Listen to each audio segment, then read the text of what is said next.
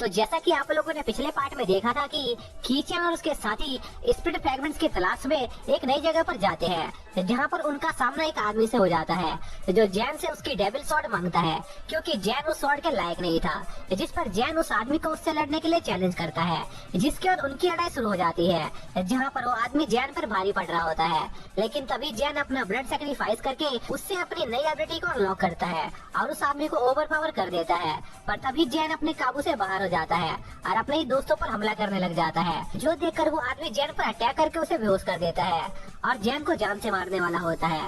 अब आगे तो इस पार्ट की शुरुआत में हम देखते हैं कि वॉल्ट जैन को जान से नहीं मारता है और उसे बेहोश करके छोड़ देता है। जिसके बाद हम जैन का सीन देखते हैं जिसे एक सपना आ रहा होता है जहां जैन देखता है कि उसके फादर और सीटीएन एक साथ ट्रैवल कर रहे होते हैं और वो दोनों ट्रैवल करते हुए एक ऐसे विलेज पहुंचते हैं जिनके पास खाने के लिए कुछ नहीं होता है, जिस वजह से वो बहुत बीमार होते हैं।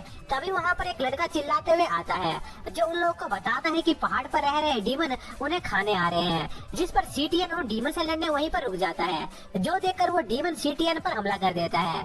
पर सीटीएन उस डीमन को आसानी से हरा देता है। तभी उस डीमन के साथी भी सीटीएन पर अटैक कर देते हैं, लेकिन सीटीएन उन सभी डीमंस को बड़ी आसानी से हरा देता है। जिसके बाद सीटीएन उन डीमंस के हाइडआउट पर जाता है जहां पर वो डीमन छुपे हुए थे, लेकिन सीटीएन को वहां पर उन डीमंस के बच्चे दिखाई देते हैं। इसी में से एक ओल्ड डीमन उन बच्चों को प्रोटेक्ट करने के लिए सीटीएन पर अटैक कर देता है, पर सीटीएन बड़ी आसानी से उस बूढ़े डीमन के अटैक को रोक लेता है, जो देखकर वो ओल्ड डीमन सीटीएन के सामने गिड़गिड़ाकर उन छोटे डीमन बच्चों को छोड़ देने को कहता है क्योंकि वो बच्चे निर्दोष थे और उनका कोई दोस्त भी नहीं था। जिस पर सीटीएन उन बच्चों को छोड़ देता है और उस केव से बाहर जाता है, जहां पर सीटीएन की मुलाकात कीचेन के फादर से होती है। जहां सीटीएन कीचेन के फादर को बताता है कि वो अंडरवर्ल्ड जा रहा है ताकि वो डीमंस और ह्यूमंस के बीच की लड़ाई को खत्म कर सके।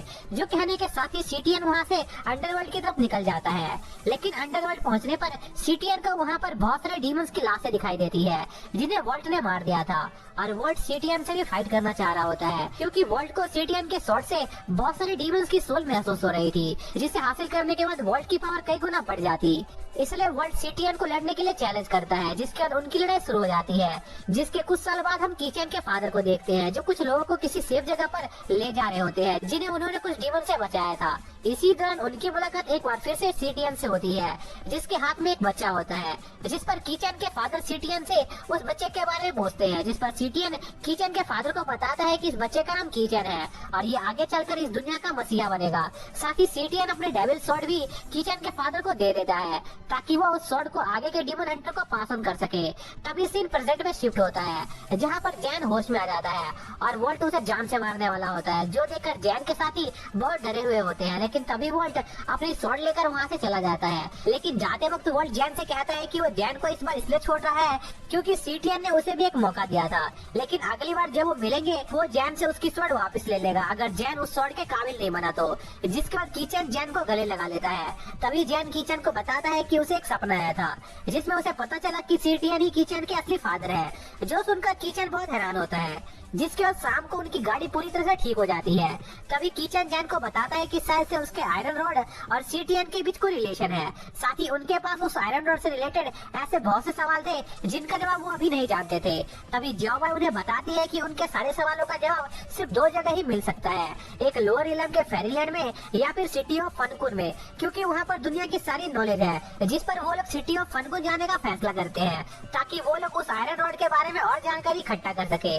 इसी बीच हम एक लेडी को देखते हैं जिसे फनकुन सिटी के यंग मास्टर रोम के सामने पेश किया जाता है ताकि वो उस लड़की को अपने वाइफ बनने के लिए चुन सके, लेकिन रोम उस लड़की को रिजेक्ट कर देता है और वो अभी तक 999 शाही घरों की लड़कियों को रिजेक्ट कर चुका था। तभी रोम के सामने आखिरी लड़की को लाया जाता है जो बिल्कुल एक आदमी की तरह दिखाई दे रही थी, जो देखकर रोम वहाँ से भाग जाता है। जिस पर रोम के अंकल रोम के पीछे जाते हैं और उसे पूछते हैं कि आखिर उसे किस तरह की लड़की पसंद है, जिस पर रोम जियाओबाई का नाम लेता है जिससे वो प्यार करता था। इसी बीच हम जियाओबाई और शाओलाओ को देखते हैं जहाँ पर शाओलाओ नोटिस करता है कि जियाओबाई फनकुन सिटी जाने में हिचकिचा रही है, जिस पर शाओलाओ जियाओबाई से इसका कारण पूछता है। जिस पर जियाओबाई बताती है कि उनका फनकुन सिटी में जाने का कोई फायदा नहीं है क्योंकि उन्हें वहाँ से ज्यादा इन्फॉर्मेशन नहीं मिलेगी।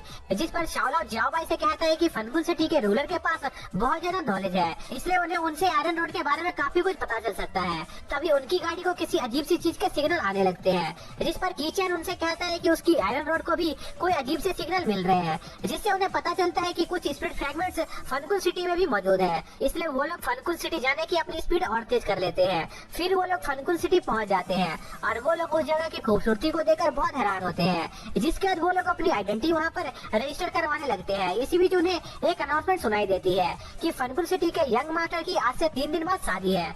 जिसके बाद वो लोग वहाँ से मार्केट में घूमने लगते हैं, लेकिन तभी वहाँ पर कुछ सोल्जर्स आ जाते हैं जो उन्हें बताते हैं कि यंग मास्टर ने उन्हें इनवाइट किया है। जो सुनकर उन्हें समझ नहीं आ रहा था कि आखिर यंग मास्टर ने उन्हें क्यों इनवाइट किया होगा, लेकिन शायद से जियावा इसका कारण जानती थी। जिसके बाद वो लोग महल में जाते हैं जहाँ पर उन सब के लिए बहुत सारा स्वादिष्ट खाना तैयार किया जाता है। और जब वो लोग खाना खा रहे होते हैं तभी वहाँ पर रोम आ जाता है, जो उन्हें बताता है कि 3 दिन बाद उसकी और जियावाई की शादी है। जो सुनकर सभी लोग बहुत हैरान होते हैं। तभी हम जियावाई और रोम के पास का सीन देखते हैं जहाँ पर कुछ बच्चे रोम को बुली कर रहे होते हैं। तभी वहाँ पर जियावाई आकर रोम को उन बुली से बचाती है, जिस पर रोम जियावाई को उसकी मदद करने के लिए ट्रीट देता है और जियावाई से वादा करता है कि जब वो बड़ा हो जाएगा तब वो जियावाई से शादी करेगा। जिस पर जियावाई भी खाने के लालच में रोम की बात मान जाती है। जिसकर प्रेजेंट में रोम जियावाई से पूछता है कि क्या उसे उसकी बचपन की वो बातें याद है जो उन्होंने साथ में गुजारी थी। जिस पर जियावाई रोम से कहती है कि उसे कुछ भी याद नहीं है और उसे अब रोम की कोई परवाह नहीं है। जो सुनकर शाओलव जियावाई को उनका मिशन याद दिलाता है और उसे रोम से अच्छे से बात करने को कहता है, क्योंकि उन्हें रोम के फादर से काम था। तभी रोम उन्हें बताता है कि उसके फादर किंगडम तभी वापस लौटेंगे जब उसकी शादी होगी। जिस पर जियावाई रोम से शादी करने के लिए तैयार हो जाती है। जिसके बाद रोम का बटलर जियावाई के दोस्तों को उनका रूम दिखाने ले जा रहा होता है, लेकिन वो लोग मना कर देते हैं क्योंकि वो थोड़ी देर बाहर घूमना चाहते थे ताकि वो लोग स्पीड फ्रैगमेंट्स को ढूंढ सके। जिसके बाद वो लोग स्पीड फ्रैगमेंट्स को ढूंढने के लिए 2 ग्रुप में बढ़ जाते हैं। इसी में जैन और जिंग थोड़ी देर आराम करने के लिए एक जगह पर रुकते हैं। तभी जैन नोटिस करता है कि उसके बगल से एक काफी खूबसूरत लेडी गुजरी है। जिस पर जिंग जैन को कुछ आदमियों के बारे में बताती है जो उस लेडी का सामान लूटने वाले थे।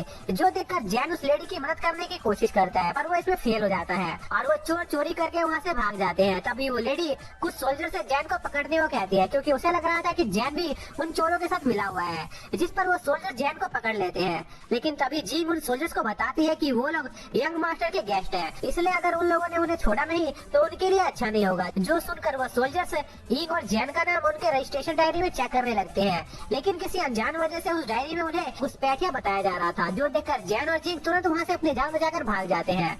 इसी बीच हम कीचेन और शाओलव को देखते हैं जो अभी भी स्पीड फ्रैगमेंट्स को ढूंढ रहे थे, लेकिन उन्हें उन स्पीड फ्रैगमेंट्स को ढूंढने में काफी दिक्कत आ रही थी क्योंकि उन्हें उन स्पीड फ्रैगमेंट्स का कोई सिग्नल नहीं मिल रहा था। जो देखकर कीचेन बहुत निराश हो जाता है और सोचता है कि क्या सच में फनकुल सिटी में कोई स्पीड फ्रैगमेंट्स है भी या नहीं। तभी कीचन की आयरन रॉड को कोई सिग्नल मिलता है, जिस पर वो लोग उस सिग्नल का पीछा करते हुए उस सिटी के बाहर के जंगल में पहुंच जाते हैं, लेकिन तभी वो सिग्नल फिर से गायब हो जाता है। जो देखकर वो लोग सिटी वापस जाने की सोचते हैं, लेकिन जब वो लोग सिटी के पास पहुंचते हैं तभी एक अनाउंसमेंट होती है कि कुछ सिक्योरिटी रीजन की वजह से वो लोग सिटी का गेट बंद करने वाले हैं। जो सुनकर शाओलव और कीचन गेट की तरफ बढ़ते हैं, लेकिन तब तक वो गेट बंद हो जाता है। जिस पर शाओलव उस दरवाजे को खोलने की कोशिश करता है, पर शाओलव देखता है कि उस पूरी सिटी पर किसी तरह का बैनर लगा हुआ था। इसी बीच वहाँ पर एक ओल्ड मैन आता है जो उसी सिटी का एक रेजिडेंट था और वो अपने बेटे के इलाज के लिए कुछ मेडिसिन लेने गया था, लेकिन अब वो भी उस सिटी के अंदर नहीं जा सकता था। तभी वो आदमी शाओलव और कीचन को बताता है कि वो एक सीक्रेट रास्ते के बारे में जानता है जिसकी वजह से वो लोग सिटी के अंदर जा सकते थे। जिसके बाद वो लोग उस सीक्रेट रास्ते के अंदर जाते हैं, लेकिन वहाँ पहुंचकर उन्हें बहुत बड़ा झटका लगता है, जिसके साथ ये पार्ट यहीं पर खत्म हो जाता है।